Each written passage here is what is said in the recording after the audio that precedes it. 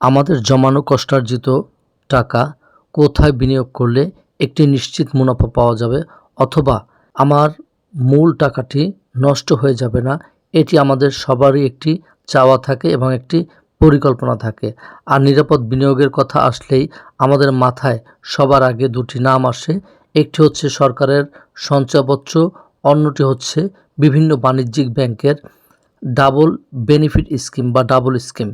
So 2026 সালের বর্তমান অর্থনৈতিক পরিস্থিতিতে দাঁড়িয়ে আপনার টাকা ঠিক কোথায় রাখলে সবচেয়ে বেশি লাভজনক হবে, কোনটিতে ঝুঁকি সবচেয়ে কম, কোনটিতে মুনাফা বা ইন্টারেস্ট রেট সবচেয়ে বেশি, আজকের ভিডিওতে একদম সহজ ভাষায় হিসেব করে দেখাবো সঞ্চয়পত্র বনাম ব্যাংক ডাবল স্কিমের আসল পার্থক্যটি কোথায়।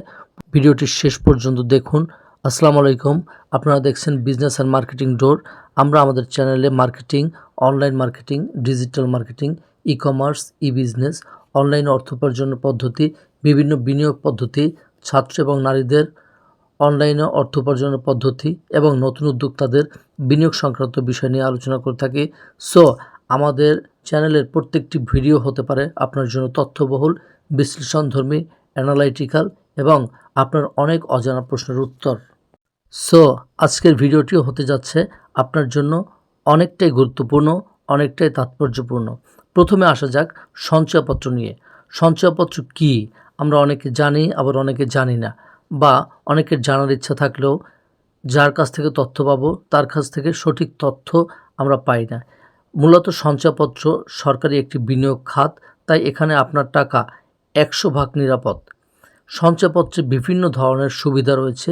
যেহেতু সরকার গ্যারান্টেড এই স্কিম, তাই টাকা ডুবে যাওয়ার বা টাকা নষ্ট হয়ে যাওয়ার কোনো প্রকার কোনো ঝুঁকি নেই।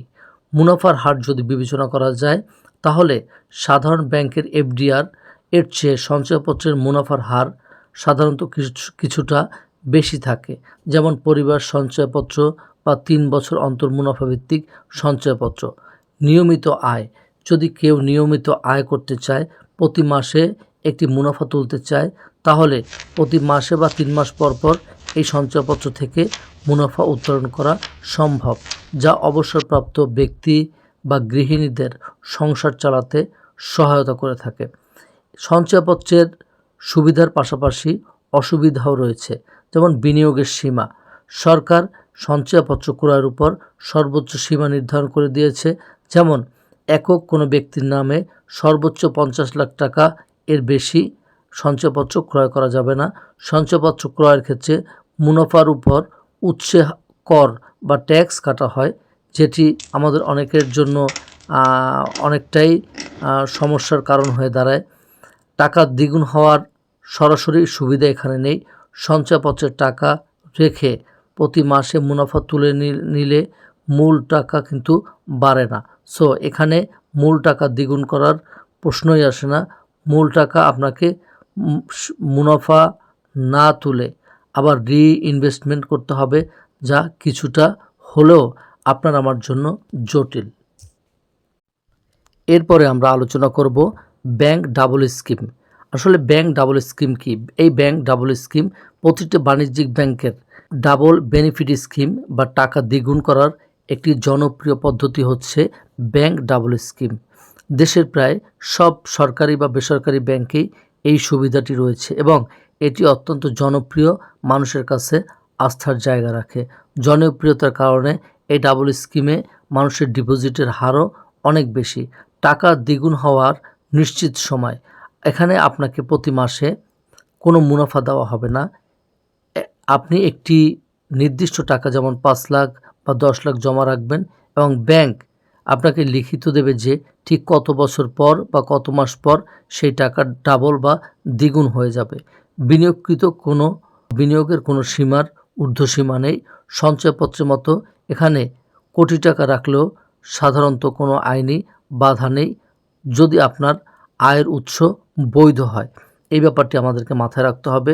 অর্থাৎ সহজ কথায় আপনার সঞ্চিত অর্থটি বা আপনার ব্যাংকে গচ্ছিত অর্থটি যেন সরকারের বিধি মোতাবেক বা আইনসঙ্গত হয়। কোনো আইন বহির্ভূত টাকা এই ব্যাংকে রাখলে সেটি আপনার জন্য অনেকটাই ক্ষতির কারণ হয়ে যেতে পারে। চক্রবৃদ্ধি মুনাফা, ব্যাংক সাধারণত মুনাফার উপর মুনাফা যোগ করে, যেটাকে চক্রবৃদ্ধি মুনাফা বা কম্পাউন্ড ইন্টারেস্ট বলা হয়। এই চক্রবৃদ্ধি হার লাভ হিসাবেই গণ্য করা হয় বলে টাকাটি দ্বিগুণ হতে খুব বেশি সময় লাগে না বা বেগপিত হয় না। অসুবিধা, দেখা যায় যে এই ব্যাংক ডাবল স্কিমে সুবিধার পাশাপাশি কিছু অসুবিধাও রয়েছে। মাঝখানে টাকা তোলা যাবে না। আপনি যদি স্কিমটি শেষ হওয়ার আগে 7 বা 8 বছরের মাঝপথে টাকা তুলে নেন, তাহলে ব্যাংক আপনাকে ডাবল টাকা দেবে না। সাধারণত সেভিংস অ্যাকাউন্টের হারে সামান্য একটি লাভ বা মুনাফা আপনাকে দিতে পারে।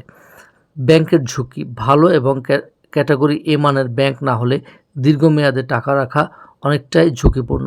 বর্তমানে আমাদের দেশে দেখা যাচ্ছে যে অনেক বাণিজ্যিক ব্যাংক গ্রাহকদের আমানতের টাকা ফেরত দিতে তারা অক্ষম হচ্ছে এবং গ্রাহকদের মাঝে কিছুটা ক্ষোভ, বিক্ষোভ এবং প্রতিষ্ঠানগুলোর প্রতি বিরূপ ধারণা সৃষ্টি হচ্ছে। দুইটি সঞ্চয় প্রক্রিয়া নিয়েই আমরা আলোচনা করেছি। এখন আমরা সরাসরি তুলনা এবং হিসাব নিকাশ করব। আসলে সঞ্চয়পত্র আমাদের জন্য বেটার নাকি ব্যাংক ডাবল স্কিম আমাদের জন্য ভালো হবে। সো চলুন এবার সরাসরি আমরা একটি হিসাব নিকাশ করে ফেলি। ধরা যাক যে আপনার কাছে 10 লক্ষ টাকা রয়েছে। ব্যাংক ডাবল স্কিমে বর্তমান ব্যাংকিং রেট অনুযায়ী ব্যাংকগুলো সাধারণত 7 থেকে 9 বছরের মধ্যে টাকা দ্বিগুণ করার অফার দিয়ে থাকে। যদি কোনো ব্যাংক 7.5% হারে ব্যাংক ডাবল স্কিমে যদি কোনো ব্যাংক 7.5%-এ বছরে টাকা দ্বিগুণ করার প্রতিশ্রুতি দেয়, তাহলে আপনার 10 লাখ টাকা 7.5 বছর পর সরাসরি 20 লাখ টাকা হয়ে যাবে। এক্ষেত্রে অবশ্যই আমাদেরকে মাথায় রাখতে হবে এই 20 লাখ টাকা থেকে ট্যাক্স এবং এক্সাইজ ডিউটি কাটা যাবে। তবে এই 7.5 বছর আপনি প্রতি মাসে কোনো ধরনের কোনো প্রকারের টাকা উত্তোলন করতে পারবেন না। এরপরে যদি আমরা সঞ্চয়পত্রের দিকে তাকাই, দেখা যায় যে 10 লাখ টাকার পরিবার সঞ্চয়পত্র যদি আপনি কিনে থাকেন, তাহলে প্রতি মাসে যে মুনাফা পান, ধরে নিচ্ছি আনুমানিক 9 থেকে 10%, তা খরচ না করে যদি সম্পূর্ণ জমিয়ে রাখেন, তবে চক্রবৃদ্ধি সুবিধা না পাওয়ার কারণে টাকা দ্বিগুণ হতে ব্যাংকের চেয়ে কিছুটা সময় লাগতে পারে।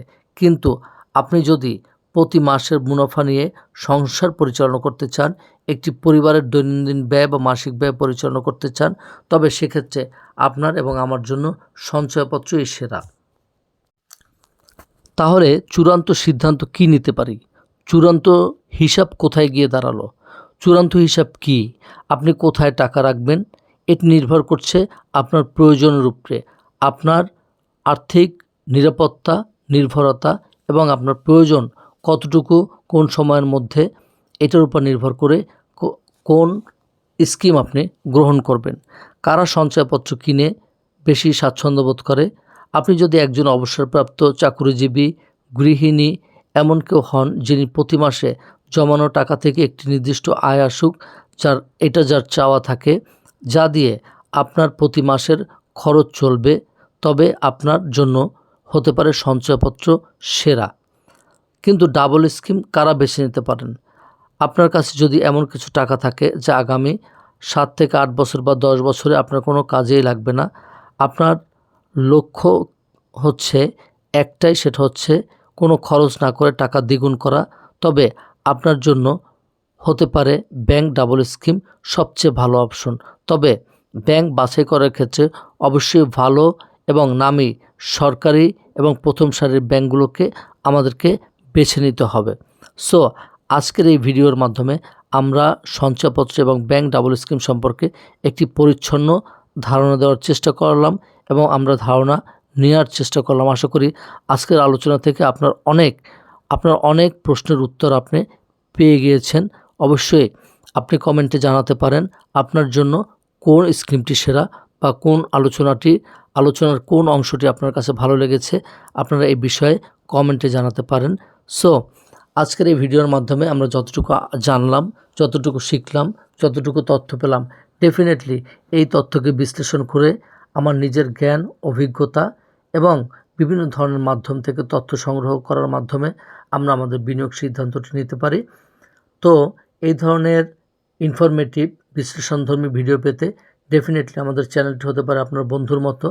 আমরা বিজনেস, অনলাইন বিজনেস, বিনিয়োগ, সঞ্চয়, বিভিন্ন ধরনের বিশ্লেষণধর্মী ভিডিও নিয়ে বা তথ্য নিয়ে আমরা আলোচনা করে থাকি।